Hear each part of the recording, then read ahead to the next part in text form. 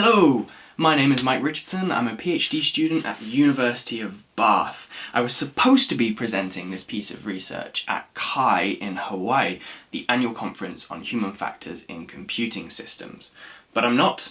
I'm on lockdown just like everybody else. So I'm doing a video instead because there's only so much Netflix that a human being can watch before they inevitably get bored and resolve to do something productive.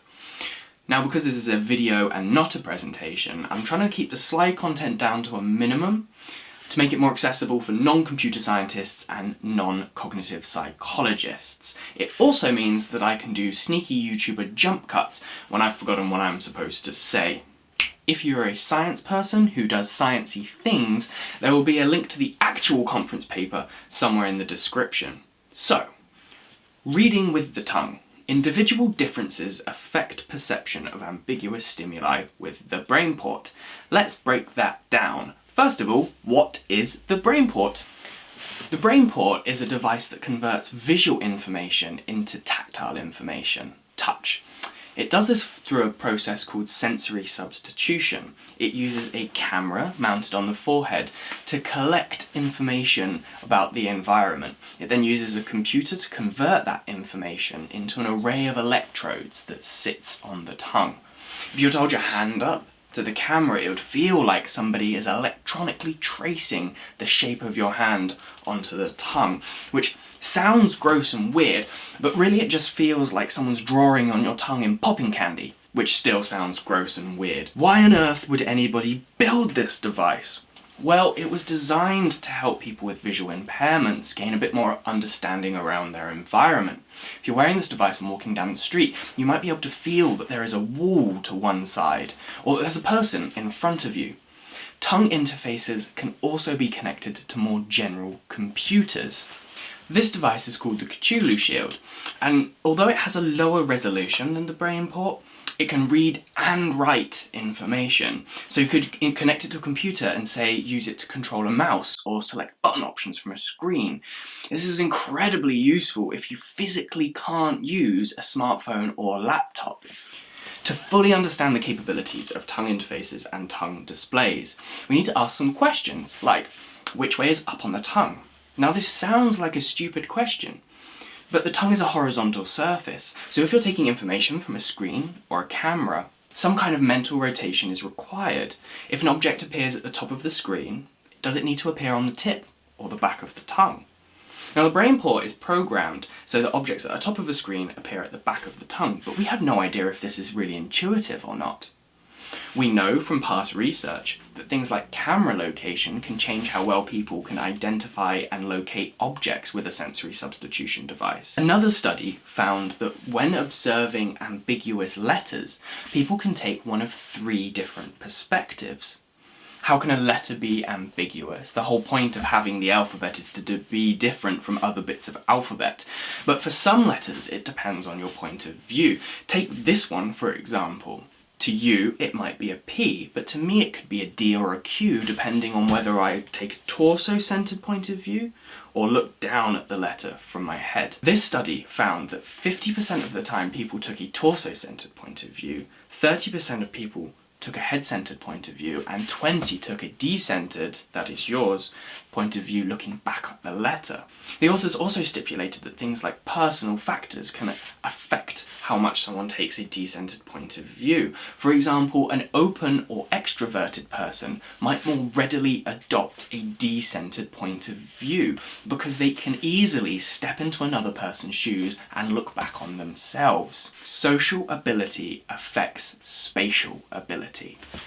We can use a similar procedure to test perspective taking with the BrainPort and figure out which way is up. Except with the BrainPort, there's actually 4 different perspectives that a person can take. They could take a self-centered from below perspective, a self-centered from above perspective, a decentered from below perspective, and a decentered from above perspective. There's also a bunch of side angles that you could take, but we didn't include those in our analysis because unless you're the L shape in Tetris, then you probably don't think in side angles. The BrainPort is programmed so that if you look at a P through the camera, the P is appearing as a decentered from below perspective, tongue-centric, up from the tongue. Using the BrainPort, we showed our participants the letters B, P, Q and D, plus a few other shapes to test comprehension, and I'd like to draw your attention to the arrowheads as they'll come up later. We also gave our participants a personality questionnaire just before they took part in the experiment to see whether things like openness and extroversion affected how much they took a decentered perspective. The results that we found most interesting were that 60% of people took a self-centered from below perspective. That is, the BrainPorts. Now, while this might be a majority, that's still 40% of people not finding this device as intuitive as it could be. And luckily, this is easily remedied. All device designers need to do in the future is program flexibility in their devices. Like some people prefer their mouse to scroll in one direction or the other, some people prefer the BrainPort's image, or tongue display's image, to be one way up or the other. The second interesting thing that we found were for the arrow stimuli. That is, most people took a mixed perspective. Half the time they took a self-centered perspective, and half the time they took a decentered perspective. So we thought we'd look at that in a bit further detail. What we found in the arrowhead stimuli was that the split was actually between left-right arrows and up-down arrows. And this might be because of the BrainPort's programming. See, with it flipping the information, so that the top of the screen is on the back of the tongue, left still points left, but up now points behind you. What we found for the up and down arrows was that 57% of people were taking a decentered perspective. So they actually were thinking it was the other way around, that up was towards the tip of the tongue, not the back. Our experiment only looked at a few minor factors and didn't really end up explaining the variation that much. So when it comes to tongue displays or tongue interfaces, or really any technological interface, until we can calculate exactly how people are going to interact with it, programming flexibility is so important. Customization is crucial, although to a point, as I'm sure we've all collectively wasted so many hours on doing pointless wardrobe changes and choosing colours and fonts for science-based web videos. I'd just like to say a quick thanks to my two supervisors, Dr. Michael Prue and Dr. Karen Petrini, for all of their help and support, both academically and generally in life.